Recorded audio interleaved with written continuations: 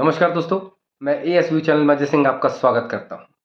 दोस्तों, कहते हैं कि एक नाकाबिल व्यक्ति को आप कितने भी ऊंचे पद पर बैठा दीजिए, वो उस पद की गरिमा को ना तो समझेगा और ना ही कभी अपने आप को उस पद की गरिमा के लायक बनाएगा। दोस्तों, उसको आप कितना भी समझा लीजिए, लेकिन वो ना तो आपकी बात को समझेगा, करेगा हमेशा अपने मन की। उसको ये लगता है कि इस दुनिया में सबसे अक्लमंद वही है और बाकी लोग जो हैं वो सब बेवकूफ़ हैं। जबकि होता ये है कि वो सबसे बड़ा बेवकूफ़ होता है और दुनिया जो उसको समझा रही है वो अक्लमंद है। लेकिन वो इस बात को मानने को तैयार नहीं होता और हर कभी कुछ ना कुछ ऐसा कर देगा या ऐसा बोल देगा कि उस पे विवाद खड़ा हो जाएगा। दोस्तों, आज मैं आपसे रायबरेली के सांसद और इस समय वर्तमान में leader of opposition Rahul Gandhi ji के बारे में बात करूंगा।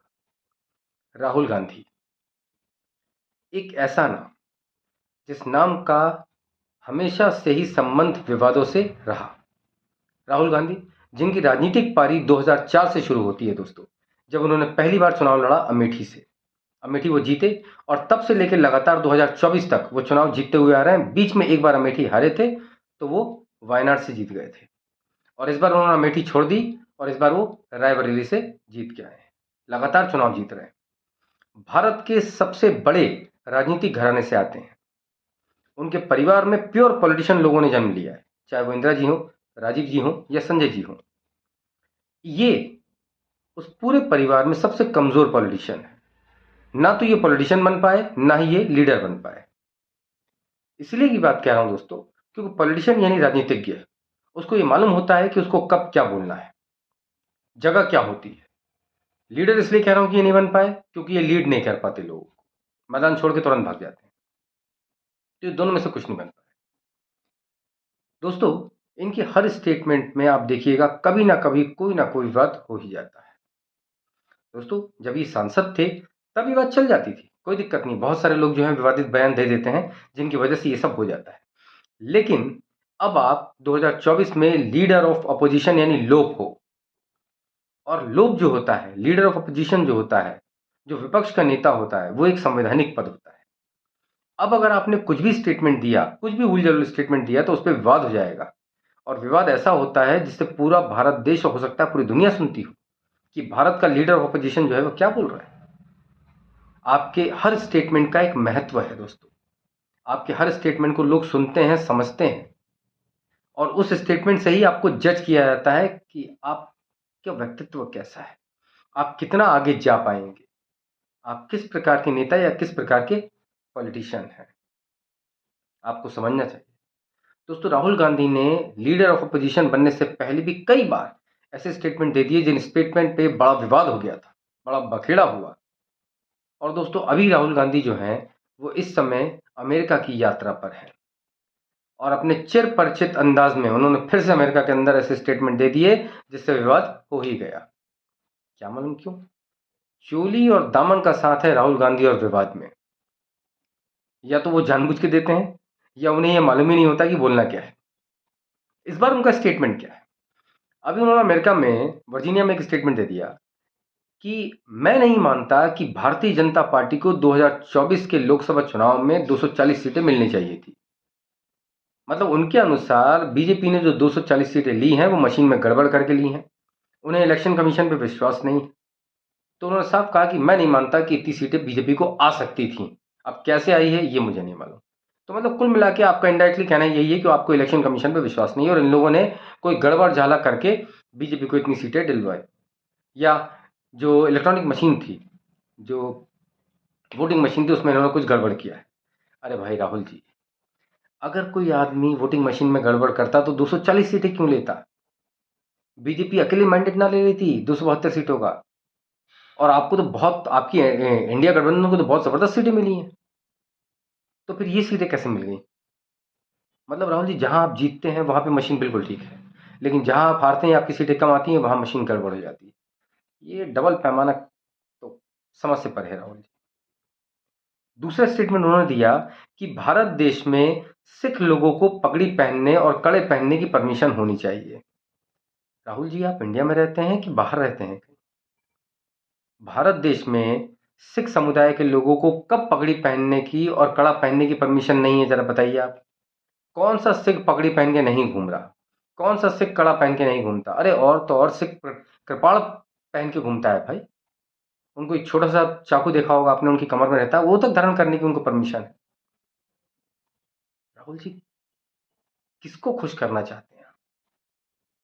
अमेरिका में बहुत सारे सरदार सिख समुदाय के लोग हैं, उनको खुश करने के लिए अगर आप स्टेटमेंट दे रहे हैं तो कोई मतलब नहीं है, क्योंकि उनके परिवार के लोग भी भारत में रहते हैं। वो जानते हैं कि भारत एक दुनिया का एकमात्र ऐसा देश है दोस्तों, जहां पे किसी को कोई रोक टोक नहीं है, किसी को भी। और ये बात वो खुद भी जानते हैं, सब जानते हैं, लेकिन मानते नहीं है। खैर, तीसरा विवादित स्टेटमेंट दोस्तों, उन्होंने कहा कि जो आरएसएस है, आरएसएस राष्ट्रीय स्वयंसेवक संघ, ये भारत को समझता नहीं है, ये भारत को समझता नहीं। 1925 में आरएसएस की स्थापना होती है और आज भारत के हर कोने के अंदर आपको आरएसएस की शाखाएं मिल जाएंगी। भारत के हर कोने में शाखाएं लगाते हैं, आदमी के सुख दुख में काम करते हैं। जब फ्लड आता है या कोई भी नेचुरल डिजास्टर आता है तो उसमें आपको एनडीआरएफ, एसडीआरएफ के साथ आरएसएस के स्वयंसेवक भी बचाते हुए लोगों को मिल जाते हैं। और राहुल जी कहते हैं कि आरएसएस के लोग भारत को समझते नहीं। राहुल जी, अपन थोड़ी देर के लिए मान भी लेते हैं कि आरएसएस भारत को नहीं समझती, कांग्रेस तो समझती थी। 1885 की पार्टी है, कांग्रेस ने तो समझा। राहुल जी, अगर कांग्रेस भारत को या भारत के लोगों को समझती, या भारत के लोगों को या भारत को किस चीज़ की ज़रूरत है, तो यहाँ पे कोई समस्या पैदा नहीं होती। अगर भारत में समस्या है, किसी की देन है, तो वो कांग्रेस की है। अगर आपकी पार्टी ध्यान दे देती ना, तो भारत में कभी कोई समस्या नहीं होती। जातिवाद से लेकर भ्रष्टाचार तक कुछ भी नहीं होता इस देश के अंदर। यह आपकी देन थी। अगला स्टेटमेंट उन्होंने दे दिया राहुल जी ने, आरक्षण से संबंधित। उन्होंने मधुमक्खी के छत्ते में ही हाथ डाल दिया सीधा, कि हम आरक्षण को खत्म करेंगे तब जब हमें लगेगा कि भारत में आरक्षण के प्रति भेदभाव या पक्षपात नहीं हो रहा है। अब राहुल जी को ये समझाए कोई कि भारत में आरक्षण को लेकर पक्षपात कहाँ हो रहा है भाई। आरक्षण का लाभ तो जिसको मिलना चाहिए सबको मिल रहा है, एससी एसटी ओबीसी सबको मिलता है, उसमें पक्षपात कहाँ है। और जब राहुल जी ने स्टेटमेंट दिया है कि आरक्षण को हम खत्म करेंगे तब करेंगे जब भारत में आरक्षण को लेकर पक्षपात नहीं होगा, मतलब कहीं ना कहीं राहुल गांधी और कांग्रेस पार्टी के दिमाग में ये बात है कि हमें आरक्षण खत्म करना है।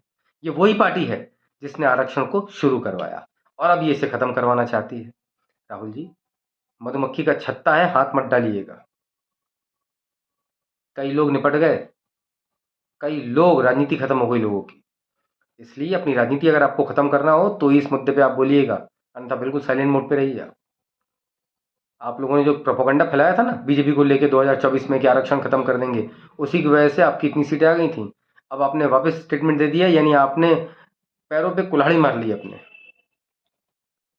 इसका आपको बड़ा नुकसान होगा, आप देखिएगा।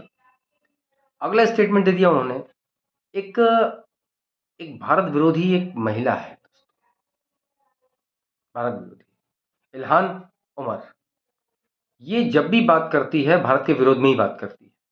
और तो और इस महिला ने पाक ऑक्यूपाइड कश्मीर यानी पीओके को भी पाकिस्तान का ही हिस्सा माना है।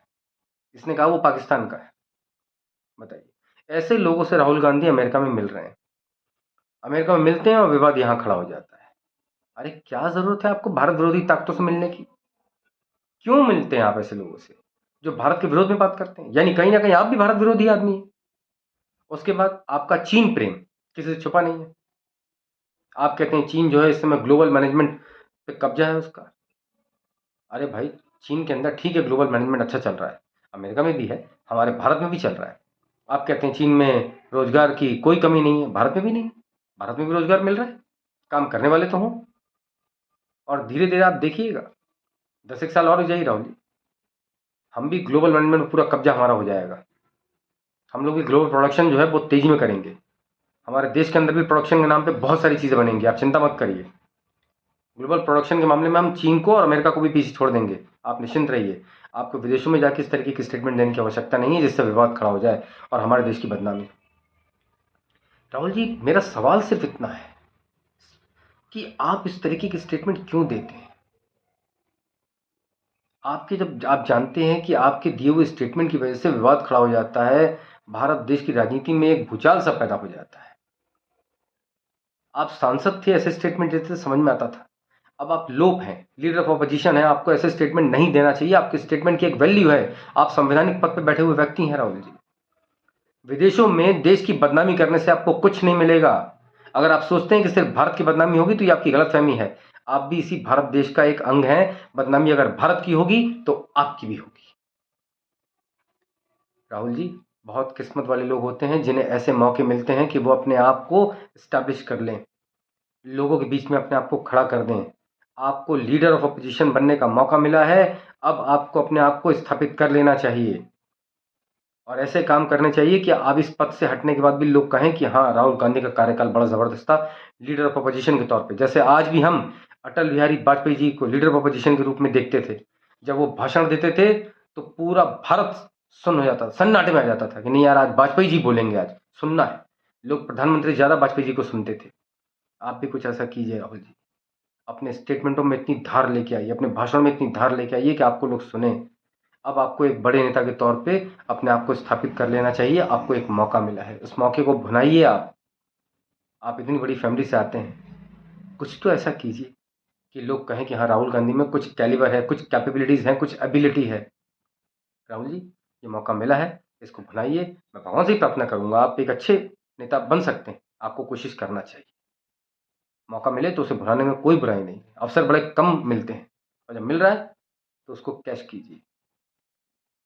दोस्तों, आज के लिए बस इतना ही। कल एक नए विषय पर मिलते हैं। बहुत बहुत धन्यवाद। भारत माता की जय। जय सिया राम।